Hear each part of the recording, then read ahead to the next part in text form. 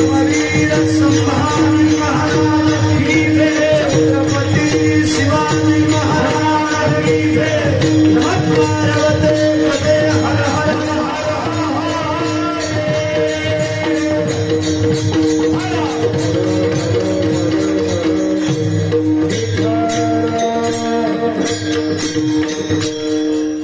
अनंत ब्रह्मांडे उदरी हरि हा बालक नंदा घरी, नवल केवडे केवडे नकळे कानवाचे पुढे,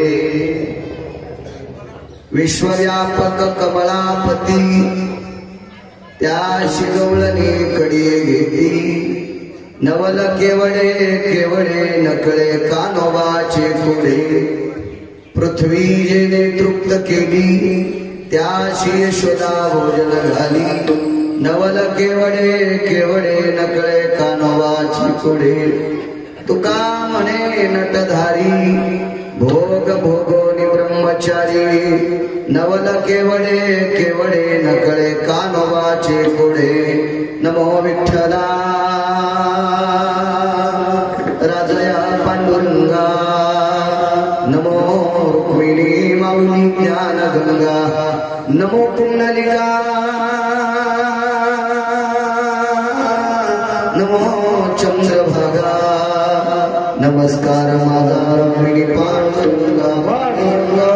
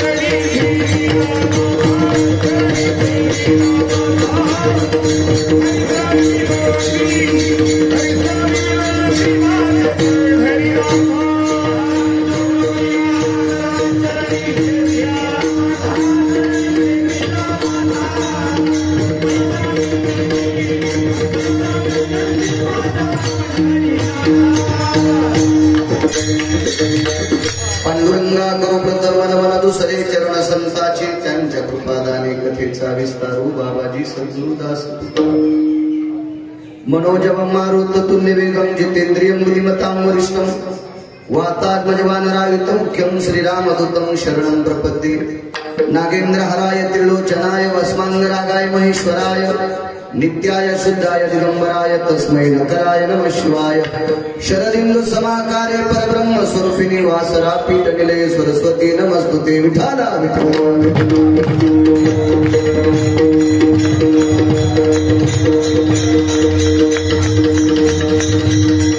आता वैवासिक पावनाती भासती पंचानन समाना, तया श्रोत्याची आचरणी जाना साष्टांग नमन करीत असो, तयाची आचरण निदान साष्टांग नमन करीत असो, आता गान गंधर्व देवता कोकिळ कंठस्वर आराका, जी कीर्तनी वहिवासीत लोका, तयाची आचरणी नमन गा, मज दिसत असो परम विख्यात जो जान ब्रह्मयाचा सुतू, नारद जान नाम तितिक्षु, तयाची आचरणी नमन गा, जेने धर्मजित विलाची बळी, तो संभाजी जान नवाली, कावतरडा जयाची आकुळे, तया छत्रपतीची आचरण कमळी, साष्टांग नमन करीत असो विठाला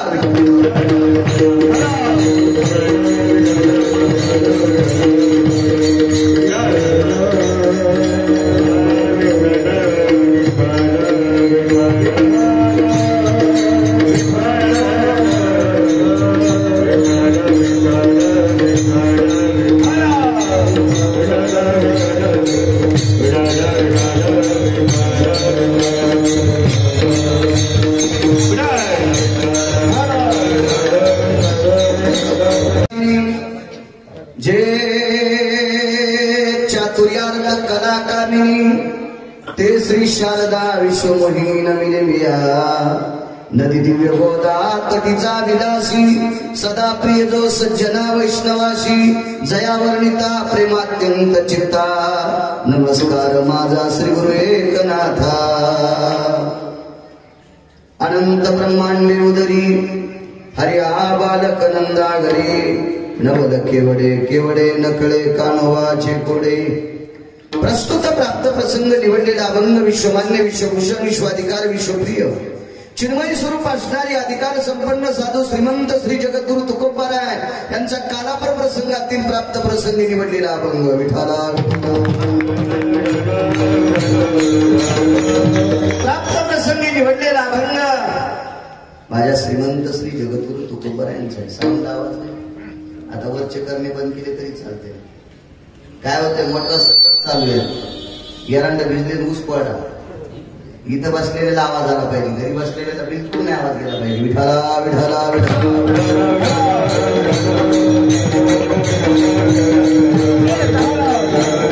प्रसंगी निवडलेला अभंग माझ्या तुकोबारायांचा आहे. एक जण मोठून ते केळीचा खांब काढून घ्या. हे तिथं तुमच्या मागे लावलेला ते कॅमेराला जरा काढले पानच वर वाढून घेणे इतकं कशाला शेतकरी जागा भटकावणीच करायला का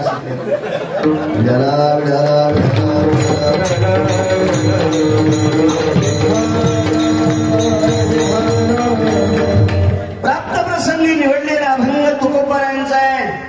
या अभंगाद्वारे तुकोबाराय 8व्या अवतारातील जगदानंद कंद जगतपती द्वारकाधीश श्रीकृष्ण परमात्मा या परमात्म्याचं नवल प्रतिपादित करतात.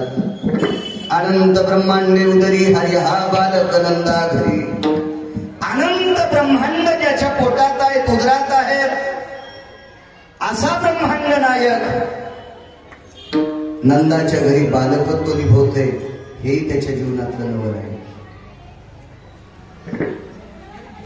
विश्वव्यापक कमलापती त्या शिगवलनी कडी घेती.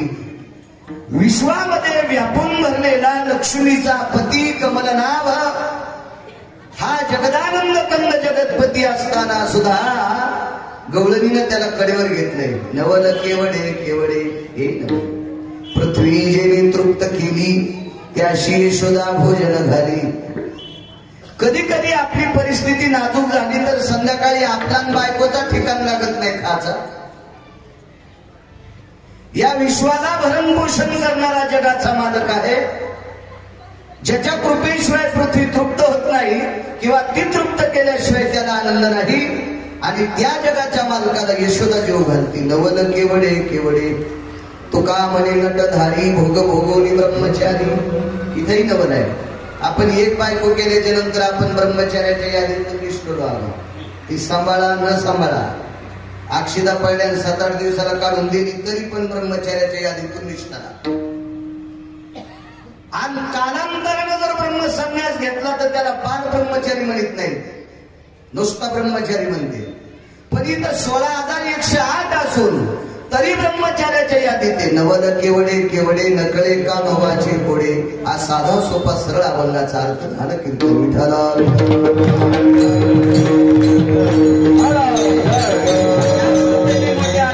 मोठ्या असीम प्रयत्नाने चालत असलेली जुनाट परंपरा माझ्या ज्ञानोबाराय तुकोबाराय नामदेवराय चोकोबाराय नाथबाबा सावता महाराज सेना महाराज रविदास महाराज कबीर महाराज मीराबाई जनाबाई मुक्ताबाई सखुबाई या अष्टादश संतांच्या नामाचा जयघोष, विटेवरच्या मालकाच्या नामाचा जयघोष, भगवान शिवशंकराच्या नामाचा जयघोष चालत असलेली जुनाट परंपरा रोहिलागड क्षेत्र अशा परम पावन नगरीमध्ये आजचा हा काल्याचा प्रसंग माझ्यासारख्या अज्ञानी व्यक्तीला आजचं काल्याचं कीर्तन सांगण्याचा योग आला.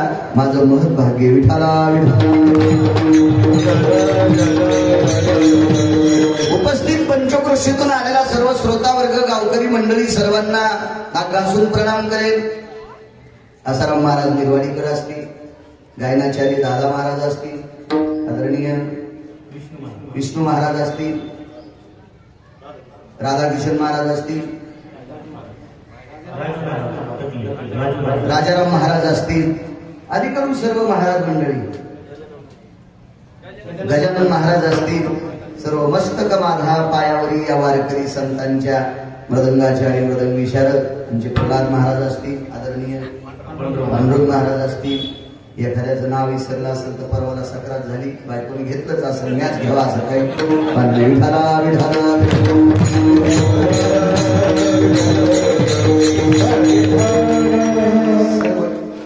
महाराज मंडळीमध्ये काही जी त्यातली मंडळी सर्वांना किंवा पंचकृषीतून आल्या सर्व गुणीजनी चौकदार आदी करून सर्वांना धन्यवाद. साऊंड सिस्टीमवाल्यांना धन्यवाद. आवाज छान द्या, देव तुमचं चांगलं करी. आदरणीय राजकीय क्षेत्रातील रत्न तुमचे आबा सुद्धा आले, त्यांनाही धन्यवाद. आदरणीय डॉक्टर साहेब सुद्धा आले, त्यांनाही धन्यवाद. सर्व पंचकृषीकाला सुरसुर त्यांना प्रणाम करतोय आणि अभंगावर येतोय. विठाला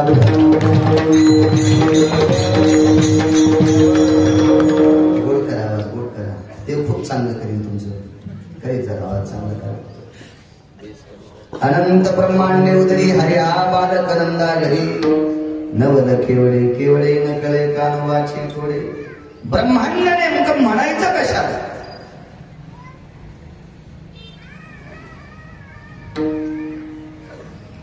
पृथ्वीवर सर्व व्यापक स्थितीच्या भयव्याप्ती जर बघितली तर आपण जे राहतो त्या लोकांना मृत्यूलोक म्हणतात.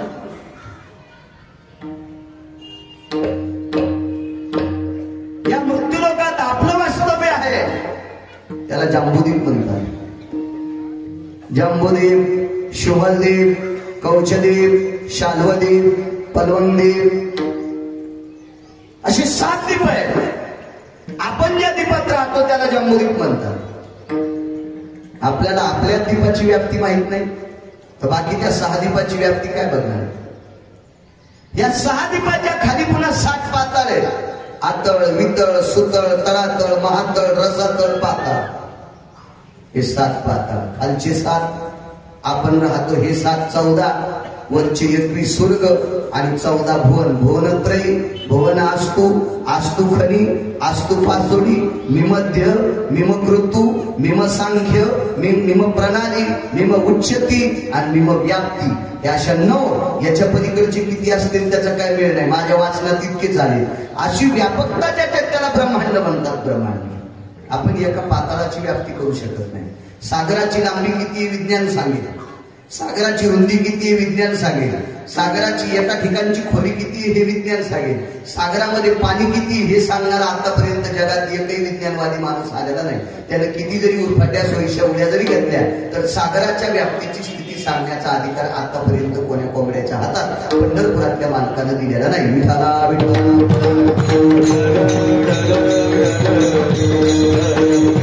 एक जण म्हणे मला पाताळातल्या लोकांना बोलायचंय. कसा बोलशील? नुसतं सांगा, तो हात लावला जर मी वेळ तर ती भरून घे, तुझ्या पाकिटात मिळणे बसायचा.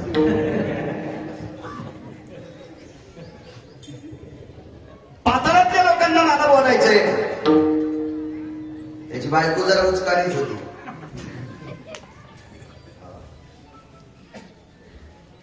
बायका उचकाण्या भेटले की माणसाचं सगळं इचकून जात असतं. ज्याच्या जीवनात बायको सदाचारी, सात्विक, सुशील, त्या व्यक्तीला वनवासात पण स्वर्ग आहे. आणि ज्याच्या जीवनात बायको उचकाणी भेटली त्याला सोन्याच्या बंगल्यात पण मसन वाटाय. बायको जरा शहाणी होती ती म्हणजे आपल्याला पाताळातल्या लोकांनाच बोलायचे. मी म्हणतो शेजाऱ्याला बोलून आणि पाताळातले काहीच किती नाही म्हणे बोलायचंय. काय करावं लागेल महाराज? मी आता बोर घ्या. खाली कसं जाता येईल? बोर घ्यावा लागेल ना मोठा. बोर घेतला. महाराष्ट्रात जेवढी पाईप आहेत तेवढी पाईप संपते. विदेशातून पाईप आणले, दुसऱ्या राज्यातून पाईप आणले, मशीन आणल्या, पाईप संपले, मशीन बंद पडले. पण पाताळातून काही आवाज आलाच नाही. ते म्हणलं महाराज 1000 फूट खाली बोर गेलाय हो, पाताळ लागतंय तरी कवा? मी म्हणलं ते लागलंय, फक्त वरी आवाज येईल ना. या बोर मध्ये तुम पपेच मायवडी आणा म्हणजे खाली गेल्यावर आवाज येईल. तवा बोर मध्ये पडले तो अजून काही त्याचा मेळ नाही. त्याच्या पोराने श्राद्ध घातले नाही, काहीच नाही. आजचा कुठं आवाज येत असतो का? तळातळाची भयव्याप्ती, हे गांगुष्टा जन्मजंगा स्थिती, हे कवना कळेगा व्याप्ते.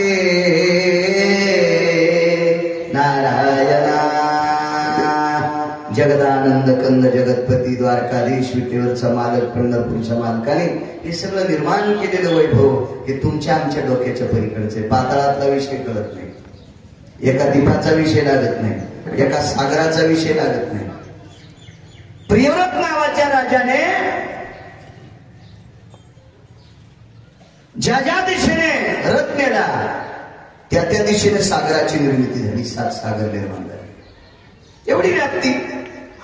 आणि हे सगळं ब्रह्मांड ज्याच्या पोटात आहे, हरी हा बालक नंदा घरी, हे त्याच्या जीवनातलं नवल आहे. नवल केवडे केवडे नकळे का नवाचे पुढे. किती मोठी व्याप्ती, किती मोठी व्याप्ती. ज्याला 5-50 एकर जमीन आहे, 100-200 क्विंटल सोयाबीन झाले होते, पाहुण्याला राम राम घालीत नाही. तर विश्व ज्याच्या उदरात सामावलंय ते नंदाच्या घरी पालकत्व निभवते. किती निंदा आहे जगाच्या मालकाकडे, काय नम्रता असेल विटेवरच्या मालकाकडे, काय नाविन्य असेल त्या जगाच्या मालकाकडे. 8व्या अवतारात भगवान परमात्म्याने प्रत्येक गोष्ट नवलाची केली. 7व्या अवतारात बांधलेले होते. बोलीला वाल्मिक तैशेची करीन वर्तो निदामीन मने नामा.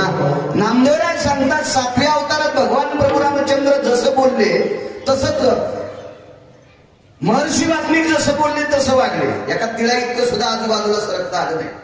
8वा अवतार नसते, प्रत्येक गोष्ट नवलाची. एकच लग्न 7व्या अवतारात. ती बायको हरवल्यावर सुद्धा दुसरी केली नाही. तिला शोधण्यामध्ये फार वेळ घातला, मग बंदच होते. भोगाच्या पाठीमागे अवतार होता. एका तिला इतकं सुद्धा बाजूला सरकता येत नव्हतं, नवल करताच येत नव्हतं. शोध घेतला, ज्याला नेहमी त्याला मारलं, पुनश्च प्रपंचाला सुरुवात केली. 8व्या अवतारात तसं नाही. 16,108 लग्न केली. देवाचे 16,107 लग्न झाले. एका दिवशी सकाळी लवकर देवानं आठवीला नवल सांगलं, लवकर आठवलं. देवकी मातेचं दर्शन घेतलं. देव पाया पडत होते आईच्या. आई वडिलाचं दर्शन घेणारा सगळ्यात मोठा वारकरी. मायबापाच्या विरोधात जात असेल आणि खपक्या तुळशीची माळ घालीत असेल तर समजायचं नंबर 1चा पाकिस्तानी आलाय. वरच्या भूषणाला किंमत नसती. बाई कुंकू किती मोठं लावती त्याच्यापेक्षा नवऱ्याला किती मानती याला महत्व असते.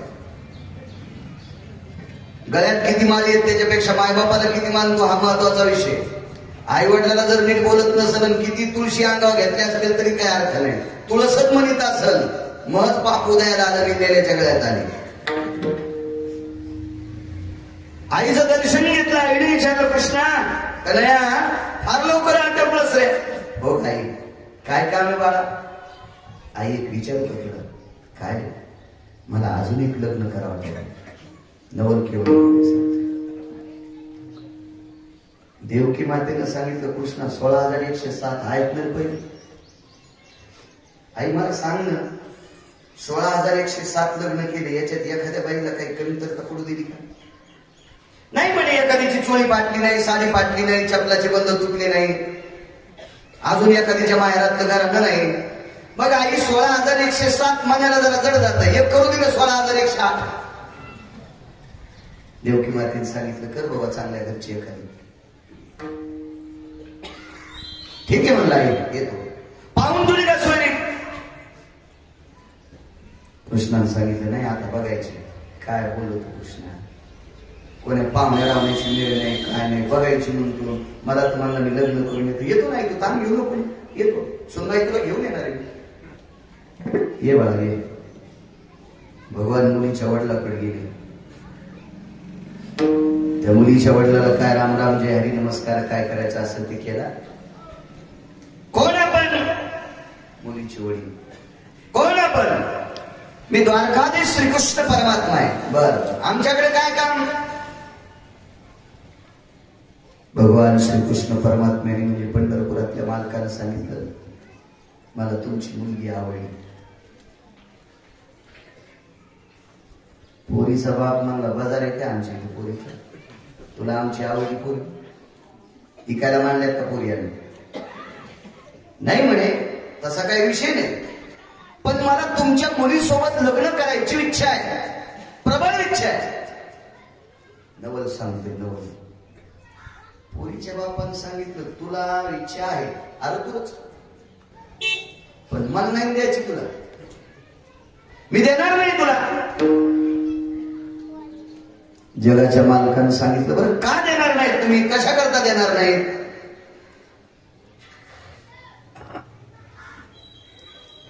नाही म्हणे मला जावई आवडला तरच पोरगी देणार. बरं काय केल्यावर जावई आवडल. दादा महाराज आपल्याकडे जमीन पाहतील, शिक्षण पाहतील, पैसा पाहतील, त्याचा वाडा पाहतील, ते संध्याकाळी कुठं हरपून येतो का पाहतील, नेमकं काय करतो डॉक्टर साहेब असं पाहतील जावायला. जगाच्या विरहित पोरीचा बाप, त्या पोरीच्या बापानं सांगितलं मी त्या जावायला पोरगी देईन जे आपल्यासोबत कुस्ती खेळणार. आता जावाय हा सासरा पाहिला का तुम्ही आबू काय ठोकले. पठ्यासोबत जर कोणी कुस्ती खेळेल त्याला आपली पोरगी देईल. आता सगळ्या पहिलवानाला ज्यानं जन्माला आणले तो पंढरपुरातला आहे, सगळ्याला तोच जन्माला घाततो ना, त्याला लगेच लंगुडपणा आवडलं आणि सुरू झाले हलक्या ताड ताड ताड ताड ताड ताड ताड ताड ताड हलक्या वाजू लागल्या. सुरू दोघच कुस्ती पाहला, फक्त नवरी होती बाजूला बसली आणि म्हाताऱ्यानं बायको सांगितलं तू नाही बघा वाटायची यं जर मला आपली होत तू मदतच राह. माणूस सगळ्याला अपमान सांगू शकते, बायको नाही सांगू शकत. तिथे फक्त वजनच सांगते माणूस, अपमान नाही सांगत. तुम्हालाच आहे म्हणजे 27 दिवस 27 रात्र कुस्ती सुरू. 28व्या दिवशी मुलीच्या वडिलाच्या लक्षात आलं याला घाम येत नाही, यानं जेवण केलं नाही, यानं पाणी पिलं नाही, त्या अर्थी माणूस नाही. आणि पायच धरले, देऊन टाकली म्हणे पोरगी तुला, आता शेवटचं पाय पडतो. लग्न झाल्यावर पुन्हा सासऱ्या नात्यानं तुझ्या पाय पडता येणार नाही.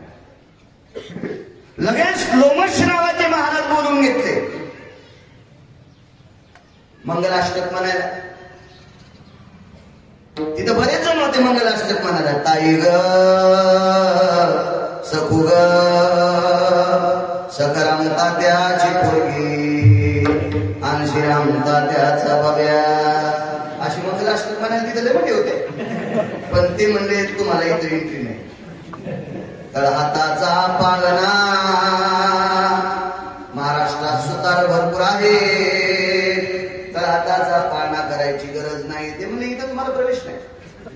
इथं मंगलाष्टक म्हणतील महर्षी लोमश, आणि लोमशांनी लग्न लावलं.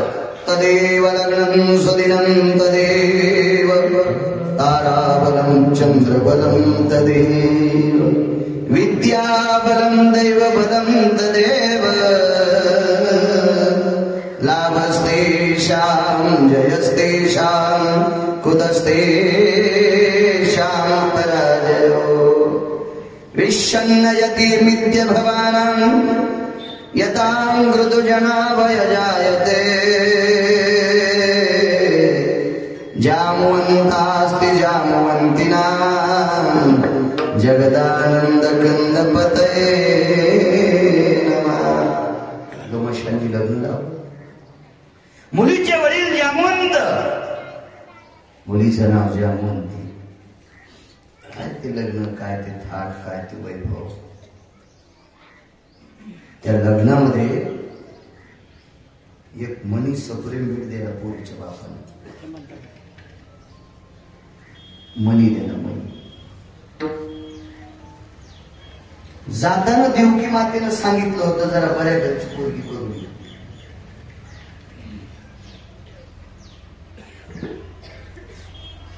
पोरीच्या बापाने श्रीमंतक नावाचा मनी आंदन दिला. सप्रेम भेट म्हणजे आंदन.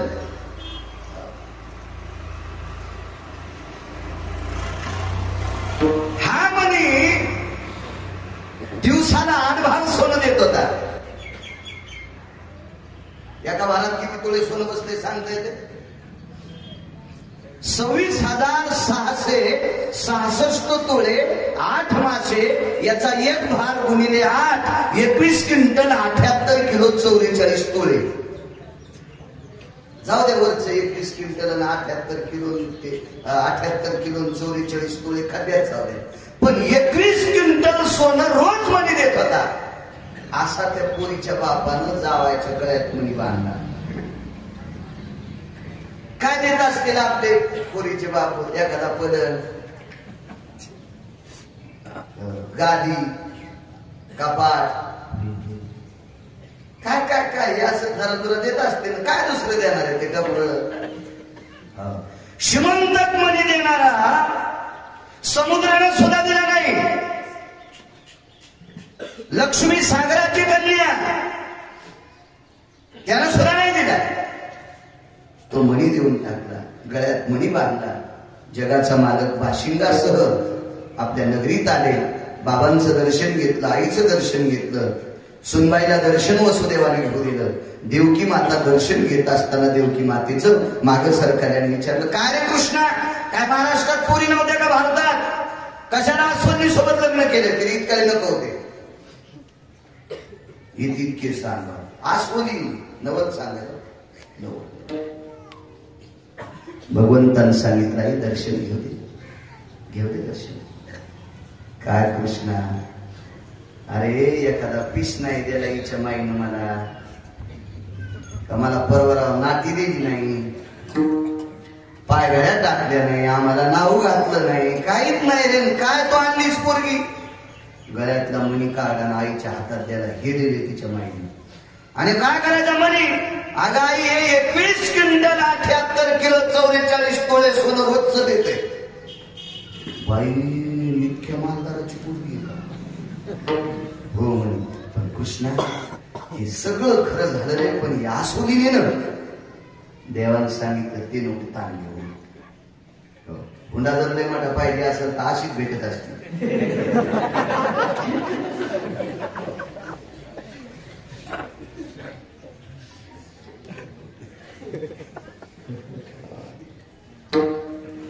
तर्क झाला पुढे. लक्ष्मीचं दर्शन मनात चलबिचल झाली.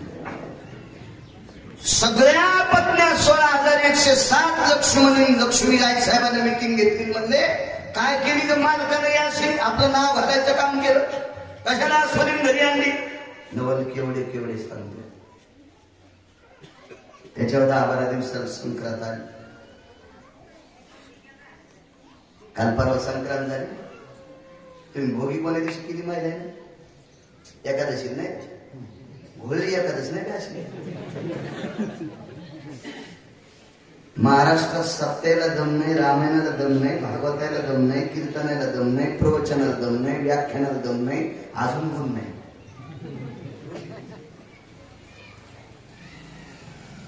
काही बाहेर मी 15 दिवसापासून सांगत होतो, आबा एखाद्याच्या दिवशी भोगी करीत नाहीत. मा कुंकाचा मालक आहे, देवानच भोगी एकादशीच्या दिवशी पाठवली. वा रे वा भोगी.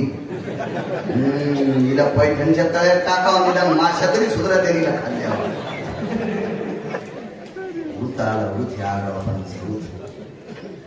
भोगीच्या दिवशी भोगिडा देत असते. भोगिडा आबा तुळशीला द्यावा लागत असतो. भोगिड्यासाठी नागिनीचं पान लागतंय. नागिनीचं पान सर्व क्षेत्रात पवित्र सांगितलं. मंगल कार्यालयात तोरण बांधत असते. लग्नात असो, परमार्थात असो, वरुणाची पूजा करायची असेल गणपती, तिथं खाली पान, त्याच्यावर तांदूळ, त्याच्यावर सुपारी, वरुण गणानंत्वांगण बले गवामह्यम, तिथं झाला गणपती तो. पण नागिनीचं पान एकादशीच्या दिवशी अशुद्ध सांगितलं. अशुद्ध विटाळशीचे खळ, विडा भक्षिता तांबूळ. इतकं निषेध सांगितलंय. तर खाली येऊन तुम्ही घरी आल्यावर त्याचं चिंतन करा. इतकं निषेध. आणि त्या एकादशीच्या दिवशी तुळशीला विड्या देत नसतात. म्हणजे भोगीला भोग विडा नागिनीच्या पानाचा लागतोय आणि एकादशीच्या दिवशी चालत नाही. निषेध. ज्याने एकादशीच्या दिवशी भोगी केली त्याने डबल पुन्हा भोगी करायची, पुन्हा वाण द्यायचं. ज्याने एकादशीच्या दिवशी भोगी केली त्याची साखरात तळ्याला भोगीवाड्याला शास्त्र म्हणेल ते सांगावे ते राज्य हे तृण मानावे. मी काय गांजा ओढून आलो का माझ्या गोळ्या संपल्या. तांब्याचं पात्र किती पवित्र आहे. देवाला स्नान घालायला तांब्या लागतोय. गाईचं गोमूत्र किती पवित्र आहे. आपल्याला जर एखाद्या व्यक्तीने शिवलं तर आपल्याला पवित्र व्हायचं असेल तर गोमूत्राचं सिंचन करायचं. इतकं गोमूत्र पवित्र, इतकं तांब्याचं पात्र पवित्र. पण तांब्याच्या पात्रात गोमूत्राची संगती झाली की इतकं घाण की शास्त्रात त्याला निषेध सांगितलं. काही गोष्टी एकत्रित आल्या की त्याचं पाप वाढत असते. विड्याची पानं इतकी पवित्र पण एकादशीच्या दिवशी ते अपवित्र. पदार्थात मिठाशिवाय कुठलाही पदार्थ होत नाही. मिठाशिवाय कुठलाही पदार्थ होत नाही. पण तेच मीठ दुधाला लागले की दूध नासून जाते. शास्त्र आहे त्याच्यासाठी प्रत्येक गोष्टीसाठी. चला संक्रांतीचं निघलं म्हणून सांगितलं. मी काय कुठं थोडं घेतलं. या कोण्या दिवशी वाण काय करायचं. महिला सांगता सांगता 15 दिवस गेले तर यायला पुढे बसवीच की नाही. आमच्यावर घेतल्यावर कशी कसकस पिकती मग काहीच करायला बाजार नाही. गळ्यात शपथ तुमचं सांगायला मला तुम्हाला राग येईल म्हणून आमच्यावर घेतलंय.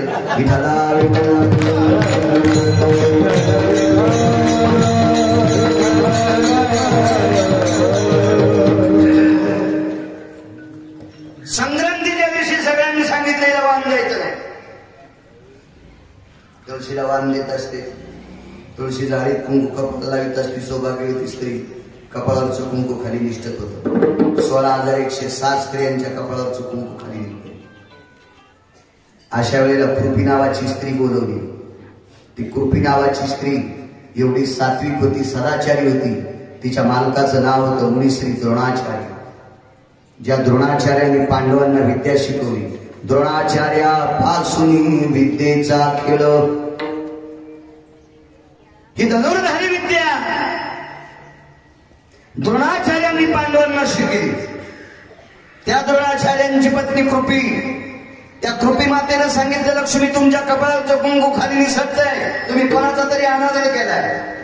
सांगितलं आम्ही जामवंतीला हळद कुंकू द्यायचं नाही ठरवलंय. पहिलं तिला वाण द्या, तिला भोगिडा द्या, त्याला तुम्हाला वाण देता येईल. आणि 16,107 स्त्रियांनी आश्वंदीला जामवंतीला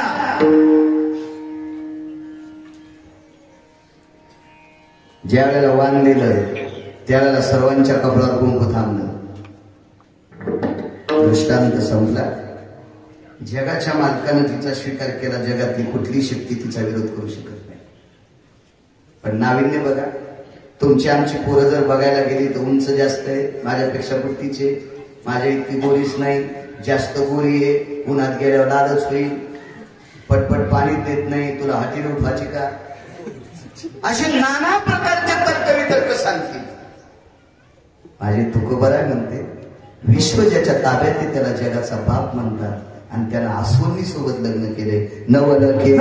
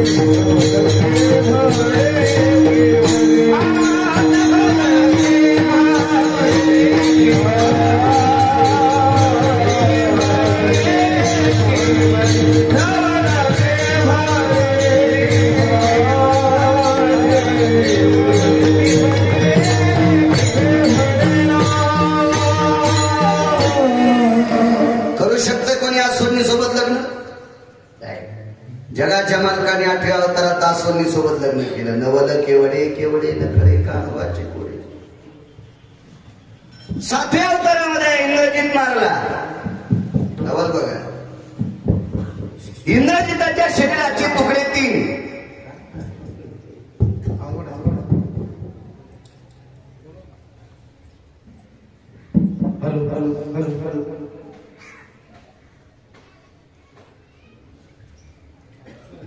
डोकं प्रभू रामचंद्राच्या पक्षात पडलं.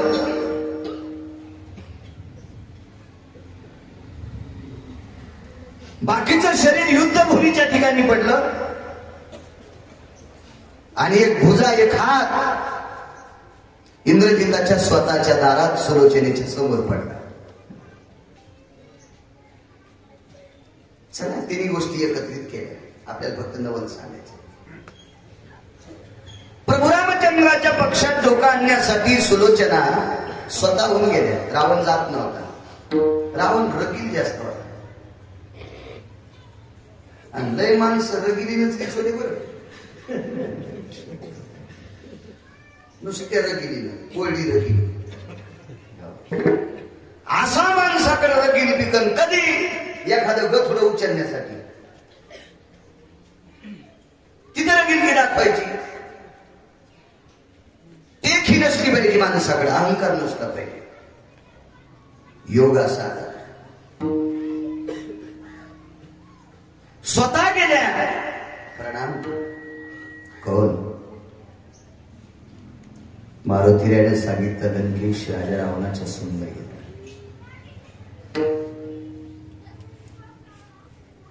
सुग्रीवा जी देऊन टाका शिव. सुंदर अशा मखमली कपड्याने झाकलेलं इंद्रजिताचं शिर हातात देऊन टाका. डोकं उघडं केलं. बघत होती मालकाच्या चेहऱ्याकडे. एक जणांनी मला विचारलं, स्वतःच्या मालकाचं डोकं कापल्या बाई रडत काऊन नव्हती? ती याच्याकरता रडत नव्हती, तिला सती जात होत. जिला माघारी आता ती रडत.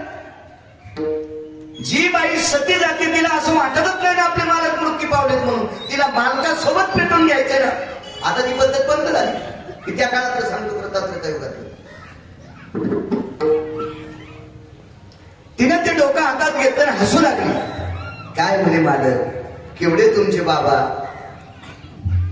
14 चौकड्याचं स्वराज्य त्यांना. काय तुमचे बाबा, काय तुमचे एक काका कुंभकर्ण, काय तुमचे एक काका तर म्हणे रामप्रभूच्या पक्षात गेले. म्हणे काय गेलेच. पण एक लक्षात ठेवा मालक, या ठिकाणी जर माझे वडील असते तर तुम्हाला मरू दिलं नसतं. तुटलेलं डोकं खत खत खत खत हसलं. काय म्हणलं बायकोला, ते बापानं तर मारले. मारणारे लक्ष्मण बाजूला होते. अरे म्हणले हे तर बाप म्हणते. आणि मग लक्ष्मणाच्या लक्षात आलं मी शेषाचा अवतार आहे. आणि सुलोचना माझी मुलगी, इंद्रजित माझा जावई. मी पोरगीची दुआ केली, स्वतःची मुलगी मी दुआ केली. आणि मग प्रभू रामचंद्राकडे बघितलं, देवा काम जरा चुकीचं केलंय, काळजी करू नका दखन, मी उठितो इंद्रजिताला. इंद्रजिताला उठितो म्हणलं की वानर जर शिकवता आले. अरे बापरे म्हणजे अगोच काम आहे. यायचे तर पाहुण्याची नाती लागली. राक्षस आहे ना, तो हल्ला आपल्याला आता लोक यायला आता लोक करायला नाही आपले पाहुणे. आणि आता करायला मारुतीला गेले. प्रभू रामचंद्राला सांगितलं, काय प्रभू तुमचे पाहुणे? हो म्हणजे नातेवाईक. वानरला हुशार. काय म्हणे इंद्रजित कोण आहे तुमचा जावई? रावण कोण? इंद्रजित जावई म्हणलं रावण कोण? युवाई. मग रावणाची सीता कोण? इन. मग युवाने इनीला करून देत असते. ऐकायला जरा घाण वाटलं असेल, पण माझ्या घरचं तुलाच रामायणे. ज्यानं रामायण त्याची सोय गिरगाव करायची कशाला शेपूट मुरगा राहिली. तुका म्हणे नाही विश्वास ज्या म्हणी पाहावे पुराणी. मारुतीने विचारलं, देवा ह्या असं का तुमच्या? आणि निष्ठावंत लोक होते ना, म्हणून तर प्रभू रामचंद्राच्या सोबत नेते. लक्ष्मण जर सोडून दिला तर प्रभू रामचंद्राला एकही माणूस सोबत नेला नव्हता, म्हणूनच रावण मेला. नाही तर प्रभू रामचंद्र वनवासाला जात असताना गायी रडू लागल्या, म्हशी रडू लागल्या, पाखरं रडू लागले, झाडं रडू लागले, भिंती रडू लागल्या, तर 1-2 लाख लोक गेले नसते का वनवासासोबत. पण प्रभू रामचंद्राच्या लक्षात होतं आपण जर माणसं 2-1 लाख नेले तर रावण प्रत्येक माणसाला 1-1 घर किंवा 2-2 घर दिले असते. हे माणसं आपल्या विरोधात गेले असते, रावणाकडे जाऊन आपल्या बाजूला भांडले असते, विरोधात भांडले असते. म्हणून माणूस एकही नेला नाही. या भारताची सगळ्यात गोष्ट एकच चुकीची आहे, फक्त देशाची माणसं फुटीरवादी आहे. नाही तर या देशाची नाद कोणी करायचं नाही. या देशाचा काय कवनाची माळी आली, ताकद नाही या देशाची. एका देशाची जमीन 4 पद्धतीची आहे, एका देशाची जमीन 3 पद्धतीची आहे, एका देशाची जमीन 2 पद्धतीची आहे, बाकी सगळ्या देशाची जमीन 1 पद्धतीची आहे. असा एकच देश आहे भारत देश, ज्याच्यामध्ये 11 पद्धतीची जमीन आहे, 11 प्रकारची जमीन फक्त याच देशात आहे. तो फक्त भारत देश आहे. एक मुद्दा. दुसरा मुद्दा, ज्या देशामध्ये 14 खाद्य स्थिती पिकतात, वैवार्षिक खाद्य 18 भार वनस्पती, फले फुले ओळती, बारित्या पोखरणी नदी गंगा वाहती. 18 वनस्पती फक्त याच देशात, याच. दुसरी गोष्ट, 350 गंगेपैकी 1 गंगा गंडकी जर सोडून दिली तर 349 गंगा भारतात आहेत. मुख्य उपगंगा 2734. वाचीला कधी तुम्हाला काही ग्रंथ वाचवायची गरज नाही, खपक्या मोबाईल येत ना तुमच्याजवळ. मुक्काम पाहिजे अर्धा हात रितात, अर्धा पांग रितात, तेवढ्याने मोबाईल येतं. त्याचं बटन दाबलं की तुम्हाला सगळ्या नद्या कळतात. 2734 नद्या, उप 349 मुख्य या भारतात आहेत, या भारतात. चला त्याच्या पुढची गोष्ट, नेपाळ नावाच्या देशाचा काही कोपरा जर सोडून द्यायला हवा तर डोकं भरून पदर घेणाऱ्या स्त्रिया फक्त भारत देशात सापडतात. हे काय? याच्या पुढचा मुद्दा आहे का? असे कितीतरी 137 मुद्दे सांगितले मार्कंडेयाने. आपल्याला डबल पुन्हा काला करावा लागला 8व्या दिवशी. कौर काय ते झाले 2-3. एवढी व्याप्ती या देशाची, फक्त एकच चुकी, फटीरवादी माणसे. म्हणून प्रभू रामचंद्राने एकही माणूस सोबत गेला नाही लक्ष्मणाची व्यतिरिक्त. मारुतीरांनी विचारलं तुमची वाई जावे नाते घडले, उड्डाण केलं. महर्षी वाल्मिकाच्या आश्रमावर प्रवेश केला, रामायणातला श्लोक काढला 16. प्रभू रामचंद्राच्या पुढे टेकला, उठवायचा का इंद्रजीत. लक्ष्मणाकडे बघितलं, सांगितलं अरे इंद्रजीत उठिता येत नाही, इंद्रजीत मारायचा आहे, रावण मारायचा आहे, कुंभकर्ण मारायचा आहे, विभीषणाला लंकेचं स्वराज्य द्यायचंय, असं वाल्मिकानं लिहिलंय. आपल्याला इंद्रजीत उठिता येत नाही. लक्ष्मणाचा चेहरा बारीक झाला. हा झाला 7वा अवतार. पुढच्या अवतारात नवर बघा, 8व्या अवतारात जगदानंद कंद जगतपती एका महान ऋषीकडे शिक्षणाकरता गेले. त्या ऋषीचं नाव होतं महर्षी सांदीपनी. नवल केवढे बघा, उदाहरण क्रमांक 2. महर्षी सांदीपनींच्या आश्रमावर भगवान शिकले. शिक्षण पूर्ण झालं, सांदीपनींचं दर्शन घेतलं. येतो गुरुदेव, दक्षिणा काहीच नको. महर्षी सांदीपनींच्या पत्नीने भगवान श्रीकृष्ण परमात्म्याला भाकरी घातल्या. त्या गुरुमातेचं दर्शन घेतलं. आईसाहेब येऊ या कृष्णा, काही गुरुदक्षिणा तुम्हाला. अरे कृष्णा, मी अशा मालकाची पत्नी आहे, मी अशा व्यक्तीच्या नावानं कुंकू लावते ज्यानं आयुष्यभर तुला काही मागितलं नाही, ज्यानं आयुष्यभर तुला काही मागितलं नाही, आणि मी त्या मालकाची पत्नी, मी तुला कसं मागणार काही. ठीक आहे आईसाहेब, येतो मी. भगवंतानं तिथून पळता पाय घेतला. तेवढ्या अवकाशात पाठीमागं फिरून बघितलं तर सांदीपनींच्या धर्मपत्नी रडत होत्या. आईसाहेब का रडता? त्याचं कारण एक आहे म्हणे कृष्णा. अरे तू इथे होतास तोपर्यंत मला रडू येत नव्हतं का? माझा एक समुद्र स्नान करत असताना मुलगा त्याच्यामध्ये बुडून मृत्यू पावलाय. मला दुःखच नव्हतं. कशा करता? मी त्याला तुझ्यात पाहत होते. मी तुला बघितलं की तो दिसत होता, पण तू आता इथं आश्रम सोडून जाशील, मी त्याला कोणात बघू याच्याकरता रडू येते. आईसाहेब काय करू?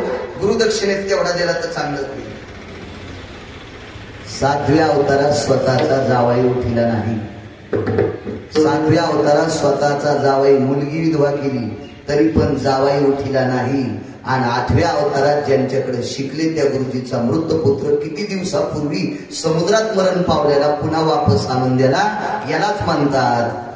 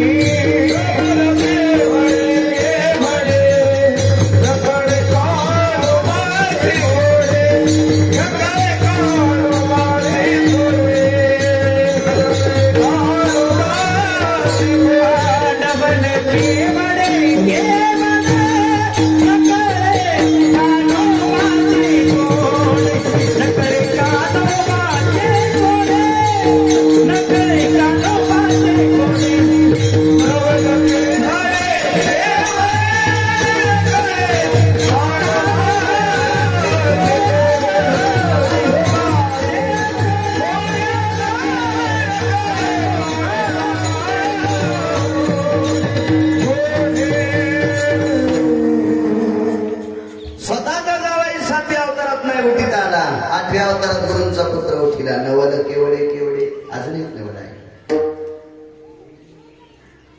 दादा सांगितलं दादा सुभद्रेचं लग्न करायचं. वा करू. कोणाला द्यायची सुभद्रा? अर्जुनाला द्यायची म्हणते. दादा म्हणले मी आता जातो इंद्रप्रस्थला.